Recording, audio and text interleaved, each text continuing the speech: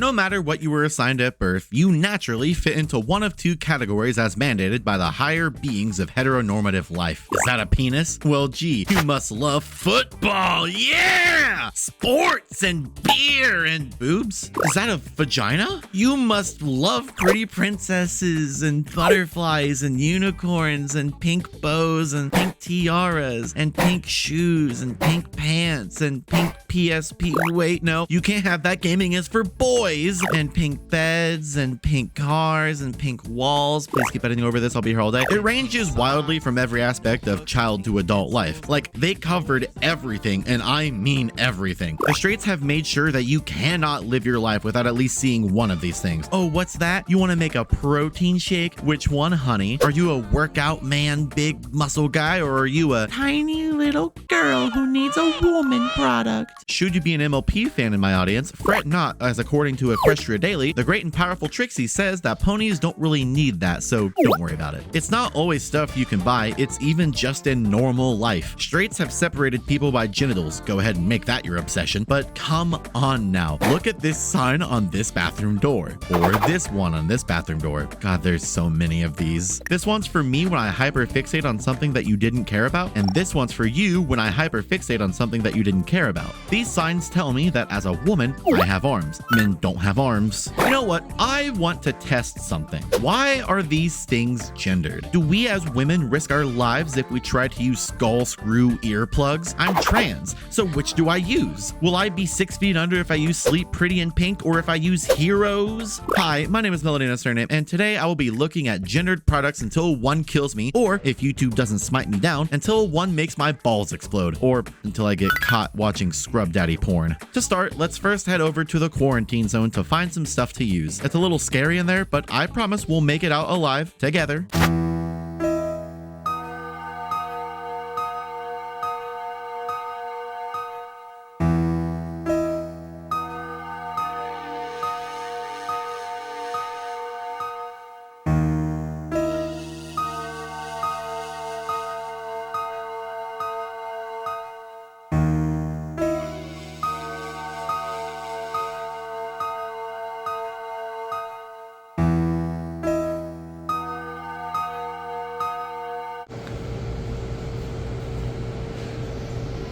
Let's kick it off with the most blatant of gendered products, toys. Just look at these foul things. Why is this gendered? Why is this in the boys section? Mario is for anyone as long as you're not a narc or a Nazi. Seeing the stark difference between the girls section and the boys section is really off-putting. These toys don't need my balls to operate, so why the hell are they here? I always refer back to this classic image. Does it require your genitals to operate? No? Then it's for anyone. Lego is a brick building toy anyone can use. It may not seem that way in some of the advertising, but these sets are branded so neutrally that it's bizarre thinking someone could interpret this as specifically for boys. See this fish? Those are manly fish for men, not for some girl. That treehouse there is for boys only. Young lady, you need Lego friends. A toy line somehow released actually for real by what I'm pretty sure is one of the most fun-loving and all-encompassing brands ever. These started out in 2012. And my god, what were they thinking? These don't look like Lego people. They look like a ripoff you'd find at a flea market stand. There's nothing about the standard characters that tell you much of their gender, and there's plenty that are very clearly feminine. So why do these exist? There are so many Lego sets out there that aim at young girls from before this. What was the point? It looks like I'm not the only one who thought this, as a lot of people had problems with them at their initial release. Lego is stupid expensive anyways. Let's try some board games. I sure do love a good game of Jenga, but I've always always wanted that special Donkey Kong Collector's Edition ever since I saw it in Season 5, Episode 12 of Big Bang Theory. Hey, don't laugh at me. It's a good show. Shut up! There you go, Howard. Sounds like Raj will have your babies. Problem solved. It's a bit expensive, but I'll get it someday. In the meantime, I know that I have Jenga somewhere in my house. No, not there. Oh, hello. Not there. Ah, there. Oh, God, it's pink! Jenga Girl Talk Edition is played like normal Jenga. You grab a piece and you put it on top without knocking down the tower. The kicker is that the pieces have questions on them that you must answer. Girls are gossipy, so therefore they want their Jenga to reflect as such. Name somebody you have a crush on right now. Ooh, Adam Sandler. Adam Sandler? Yeah. What? I thought you were a lesbian. Well, yeah, but he's as close to a lesbian as a man can get. How so?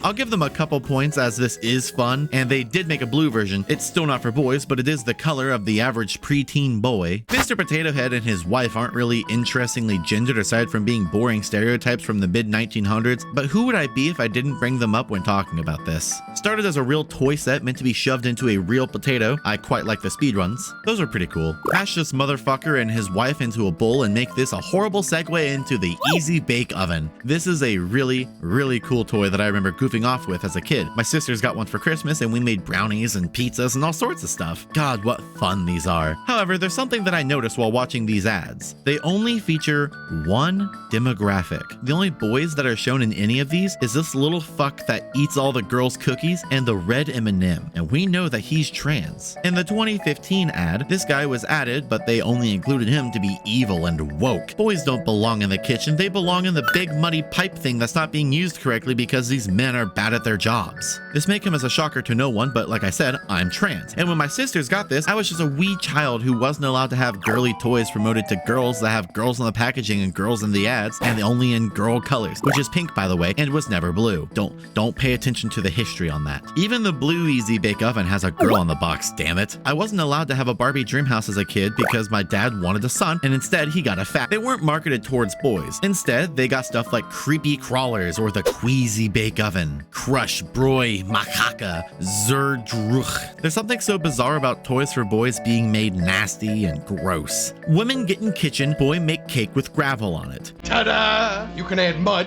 gravel, some worms. These are really cool toys, but I feel like you're not helping much. Everyone should learn how to cook for themselves. It's art, and it's necessary to live on your own unless you want to die of 300 Whopper and milkshake or of poor no money sat on bench. Maybe I'll make a puppet cooking video someday on the second channel. Feel free to go subscribe there.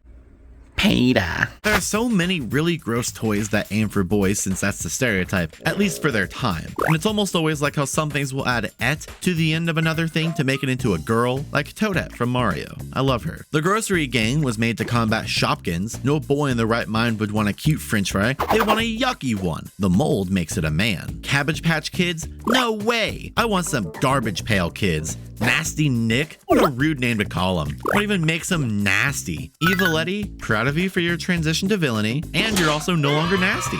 McDonald's is known for their toy gendering. Boy get car, girl get unrealistic body expectations. Hooray! As of about 6 years ago, they stopped gendering the toys. More common than before, you'll have to ask for the brand of toy and not for the boy or girl toy. Which of these is the boy toy? No, actually, which one? Please help me, I need to know. I'm a man and I need to make sure that I'm going to have the Transformer and not the Hello Kitty. I'd die if I got a girl toy. But in all honesty, I'm gonna have to die anyways, since McDonald's supports the genocide happening in Gaza right now, so free Palestine. Important links for you to support them below. It should also be clarified that I haven't had McDonald's in a long time, and I don't plan to considering everything going on. And you should join me and the others in boycotts. Hello Kitty or Transformers? Hello Kitty or G.I. Joe? Oh god, which of these is for men? I like that McDonald's has paired Hello Kitty with so many things in the past. These pairings are boring. The cool kind is when they paired Hello Kitty with Yu-Gi-Oh earlier this year. Pretty cute, but these are also lacking in quality as are most McDonald's toys nowadays. There's a really good video by YouTuber Slow Start that I highly recommend where he talks about McDonald's and their drop in quality. Something that luckily isn't gendered is your privacy, and you can keep it that way with today's sponsor, Surfshark VPN. For the few of you who don't know, VPN stands for Virtual Private Network. Basically a way to hide your identity and keep your privacy online when surfing around the web by acting as if you're somewhere else. With Surfshark, your personal information is safe when using it with your own Wi-Fi or with public connections on your phone, as they support an unlimited number of devices when you sign up. They offer 3,200 servers across over 100 locations, and those can help access region-locked content on streaming services as well. If you sign up using the code Nosurname, all this linked below of course, you'll see 4 extra months for free. I myself have never used a VPN before this, and I quite like it. As I've said before, I'll never take sponsors from companies that I don't trust or don't like, and I gotta say that having Surfshark has improved my time online. I feel a lot safer. Keep in mind, I'm a trans person on the internet. I'm always under constant threat of doxing and harassment, and Surfshark helps keep me quite a bit safer than I would be without it. Please consider checking out Surfshark at the link down below. Take advantage of the sick deal. Doing so helps support my channel, and if you have any problems with their services, they have 24/7 customer support as well as a 30-day money-back guarantee. Thank you again to Surfshark for sponsoring this video. Now,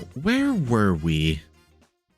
Yes. I don't want to go into a rant about video games and their gendered problems since I've already done that before in this video here. If I remember to, I'll learn how to use the cards feature and that video will be linked up there. But in the meantime, let's talk a little deeper about that exact topic. For those who've already seen that video, consider this a part 1.5. Back when I was a child, and even nowadays, though not nearly as common, insecure men would never choose the girl to play in video games. If you choose Amy Rose in Sonic Riders, you grow a vagina. To regain, immediately back out and pick Knuckles the Echidna instead. Phew, saved you there. What's with this fear of picking a character that wasn't born with the same genitals as you were? Maybe it's just because I've always been fairly comfortable with my sexuality, but I have never once thought to pick a character based on their gender. When I first booted up the Genesis 6-pack as a kid with my oldest sister, we played everything on it pretty thoroughly. I always watched my sister play Sonic and Shinobi, but Columns was my thing. It's such a fun puzzle game that rivals Tetris pretty well in my opinion. It's like third in line behind Mean Bean Machine, not Puyo Puyo, and Tetris. Super Hang-On was the least played, it's whatever. But then we get to Golden Axe and Streets of Rage, 2 really cool side-scrolling beat-em-ups. Anyone who knows me is fully aware that I always choose Gilia's Thunderhead and Golden Axe, and if you didn't know that, then you have not been here for that long. However, unlike Golden Axe, where I always picked the little hot man instead of the over-sexualized woman, I always picked Blaze Fielding in Streets of Rage. This wasn't even me being trans but not out yet. I just thought she was really cool. If the gender of a character you're playing dictates who you play as, my god, get some help.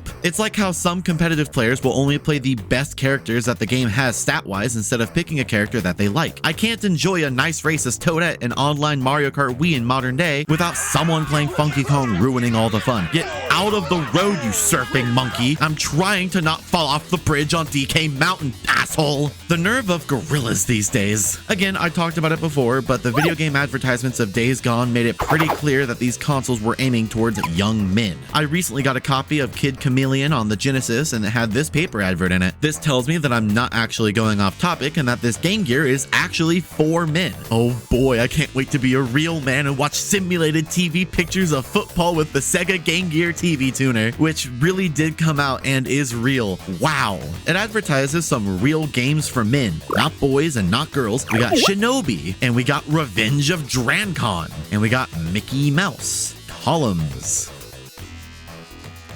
Yeah, this is pretty manly. They advertised the Sega Master System 2 in this as well, and I don't think that ever came out here in the United States. Someone fact check me if I'm wrong here. Why was this in my copy of fucking Kid Chameleon? God, this whole game is a wild trip. Wildside is the newest game in town. All the kids are wild to play it. It's a machine that surrounds you with flame-belching, body-snatching monsters. Step inside and it's just you against the madness. It's fast, dangerous, and almost impossible to beat. One other thing, it's a kid eater. Crabuloids, skull chompers, killer slime. Kid Chameleon wipes them out with hair-raising leaps. With more than 1,850 screens, 103 levels, and a load of secret paths, there's always a way out, and they will all lead to the lair of the elsewhere evil meister, Heady Metal. Dun dun dun. I won't keep that in. Sonic Team made this. You know, the people who made Sonic. The box art rivals that of Treasure Master on the NES for a swaggy preteen with one hell of a wildly mismatched onslaught of things behind and around him. Speaking of how he's dressed, let's get into something I haven't talked about before.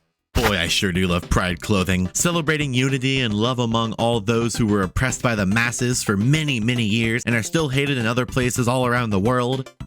What's that? Pride ended nearly 3 months ago? Oh, well, time to go back to my straight people attire since I'll be killed otherwise. Goodbye, rainbow shirt. Hello, shirt that says weird sexualized things on it that's meant to be worn by children.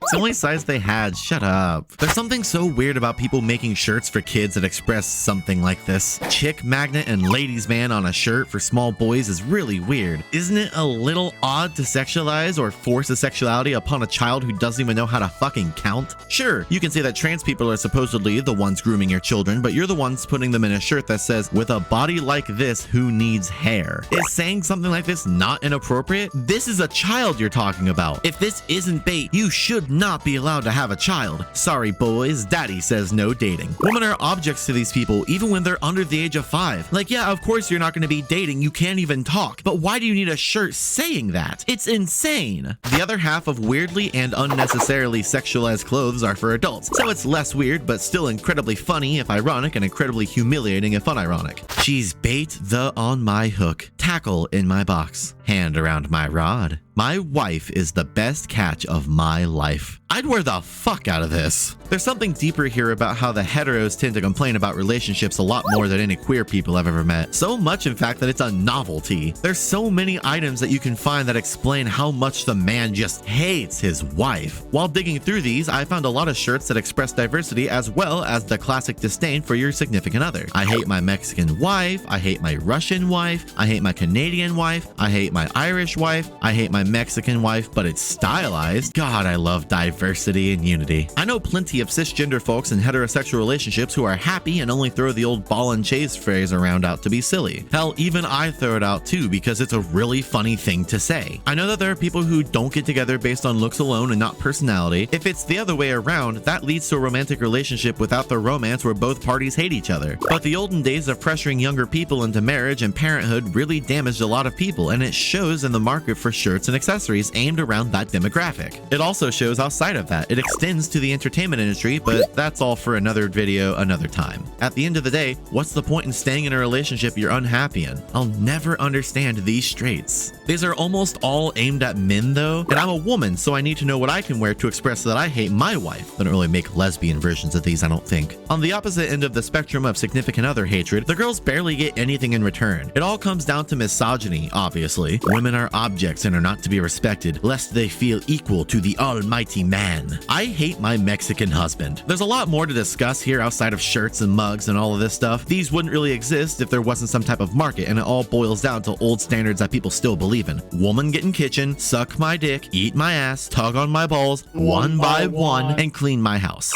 My fucking dick sat on top of that. After all that, I need to clean up. What kind of stuff is in the hygiene aisle? I remember as a kid, I would always use this kind of stuff because it smelled good and had scents I could actually recognize based on its name. I was told by kids growing up that it was gay to use honey and milk body wash, but I smelled really good and they're all unhappy 20-somethings now. I also remember once being told that having an earring in the left ear was gay, but that kid is now a sad and lonely adult, so look who really won here. I understand that a man who loves being a man wouldn't want to smell like a pretty flower. That would crack his fragile masculinity like a cartoon mirror when an ugly person looks into it. He has to smell like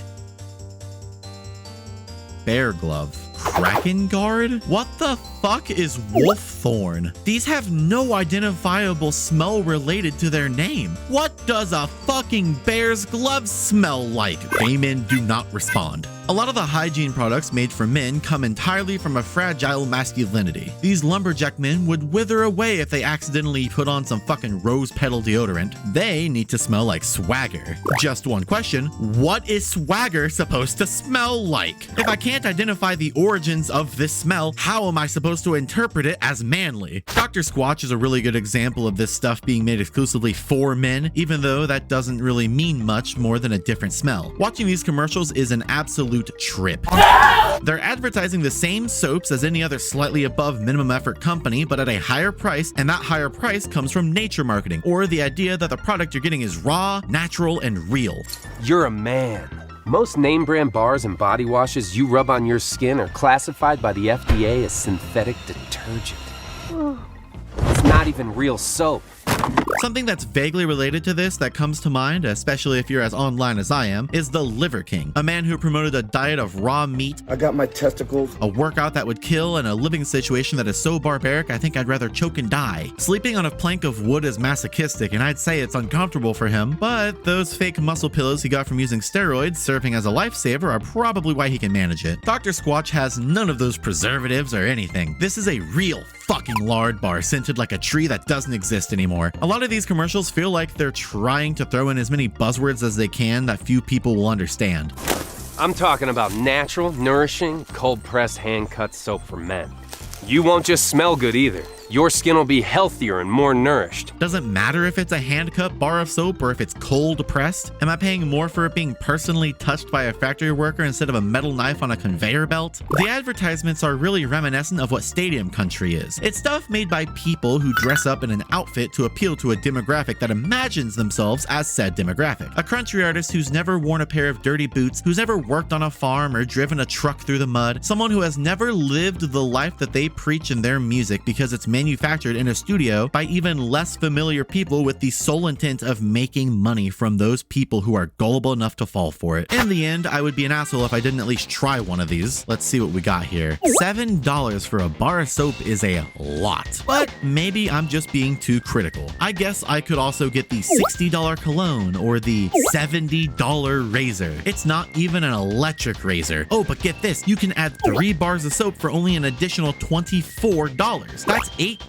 a bar, which is more money than you'd pay getting them individually. I'm not sponsored by Manscaped in this video, but you can pay so much less for Manscaped's electric razor that comes with so many nice things. This is almost an actual scam, but you want to know what is an actual scam? It's not the $14 deodorant or the $33 shampoo and conditioner. None of those premium products. It's the $15 block of fucking wood you're supposed to put in the shower to stop your soap from sliding around. Here's listings for normal priced ones, by the way. For an extra fucking $1, you can get it in Star Wars, by the way. But hey, I'm just a pessimistic tranny. My opinions don't really matter if over 100,000 squatchers say otherwise. These are the 2 bars that I bought. Yes, I bought them. Freedom and Minecraft, intended to be scented like red root tea and diamond powder, respectively. Credit where credit is due on these things. They smell really good. My Minecraft one is unfortunately fused to the box. Here's a code that I'll never use, and after a bit of surgery, the bar is free. Hey, any Dr. Squatch representative watching, what is this supposed to smell like? The ingredients list just says diamond powder. What does that mean? Smell like quest for survival? Is that even grammatically correct? The Freedom one is a bit weirder, having words denoting that it's specifically and only for men twice instead of once. Finally, I can find out exactly what Freedom tastes like. Saponified oils. Let's check the Dr. Squatch Instagram. Well, I almost have more subscribers than them, so I'll do my 3rd ever please subscribe bit, as I don't like doing it. I don't know exactly what I'll do to celebrate 100,000 subscribers, but let it be known that I'll try to make it worth it. I think this is what I'm going to be dubbing the camo tax, akin to the pink tax. Both can be simplified as the whole idea of upping the price on goods or services because it's aimed at you. You are paying extra because it's your product made for your gender. They prey on people who don't know the basics of caring for themselves and their skin and trick them into paying more for something that they don't need, making it a big deal to point out chemicals in their competitors' products when in reality, it's not something that crazy to worry about. Chemicals like sodium lauryl sulfate, parabens, and dioxane. You ever see people freak out over MSG? It's a common belief that it causes headaches and other health problems. Would you believe me if I told you that was a complete lie? When you say monosodium glutamate, it sounds scary, but it really isn't. Tell someone they're going to die because they're consuming dihydrogen monoxide because companies are hiding it in their foods, and watch it blow up online because dumb fucks don't know what they're talking about. Another good example is Dude Wipes. Their logo backwards is ECUC. This is just a baby wipe that'll cost you 2 times as much. They got their big start on Shark Tank, where they blatantly point out exactly what they are. You could try some baby wipes. But we're not babies, we're dudes. So we created the award-winning Dude Wipes. Just a baby wipe with a cool, manly branding to make it appeal to men. No matter how biodegradable these things claim to be, they're not something that you should buy, and they're definitely not something that you should flush down the toilet. Sure, they go down fine, and therefore are qualified to be labeled as flushable, but they don't break apart immediately in the toilet like toilet paper. Instead, they get in the way and cause buildup and blockages. All wipes, whether you use dude wipes or booty wipes or baby wipes or whatever the hell, are bad for the environment. If simply being able to go down the drain counts as flushable, then I firmly believe that my entire collection of Pac-Man on the Atari 2600 is flushable, since it sure does go down. Quick aside time. I don't know if this is bait, but have you guys ever seen those posts made by men who think that it's gay to wipe their butt because no one should ever have to touch their asshole? Do these men just let it dry up and go crispy like a shit-based peanut brittle? I know it might be bait, but come on. This sounds like something a conservative man with a masculinity as thin as the cheapest toilet paper you can find would do. Do they not at least wipe it on the carpet like a fucking cartoon dog? There's something so odd about men who refuse to clean themselves because being clean is a feminine trait. Being a man means that you need to smell like sweat and chopped down pine trees and unwashed asshole and dick cheese and a 40-pound steak. I won't clean myself unless the soap smells like steel courage. Just about every product has a gendered version of itself when it's completely unnecessary. Not only does the product not require your genitals to work, but the gender does not define the product itself. Say, here's a fun game you can play. Look up any item and add the phrase "for girls" and see what shows up. Let's play around here for a bit. Hammer, for girls.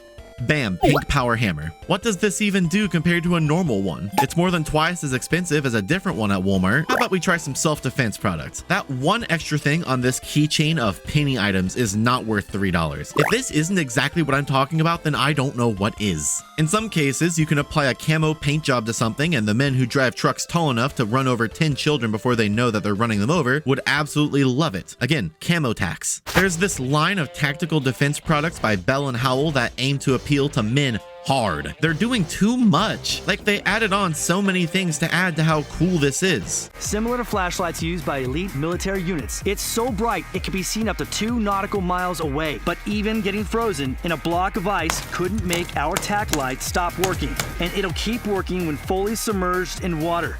Even 212-degree boiling water. This light can survive boiling water? I like to think I could too, but it doesn't make me more marketable to weird men with complexes. There's all sorts of these. There's a tack lantern, there's the tack bat, which is the tack light, but it's now a baseball bat. It's still a weapon with a strobe light, but now you can smash a skull in too. Advertise these with buzzwords like military grade, and camo wearing freaks will cream in their pants over it. This pair of 6-year-old underwear is made of steel pulled from tanks discharged from war due to damage. They can withstand anything, which is why I've been using them for 6 years. Buy them now for $3,000 sent to my PayPal through friends and family. Otherwise, I won't give them to you, cheapo. They're made to carry balls of steel, guaranteed to prevent them from exploding. Women go to the club, men go to war. War paint is one of the wildest things to exist. I won't act like the modern makeup aisle is nothing but womany brands, but you have to look past that and understand it's for everyone. Hard Rock Nick would know. At everyone. Very few men actually use makeup, so the average company has no reason to advertise to them. War paint is trying to take that stereotype down, and I commend them for that. Doesn't mean it's not the silliest shit ever. So war paint is a really personal story for me.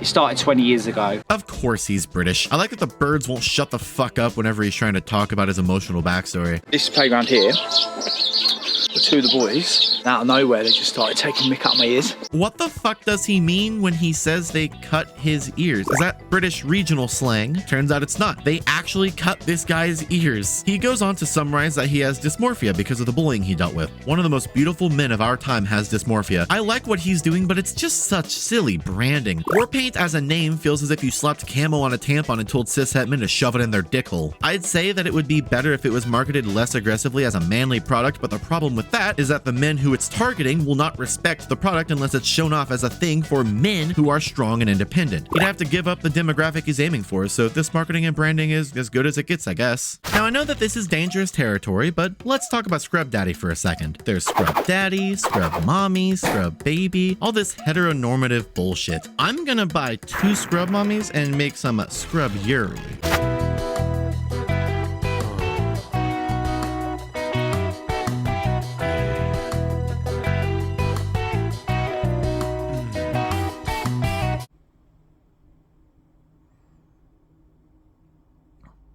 Hey.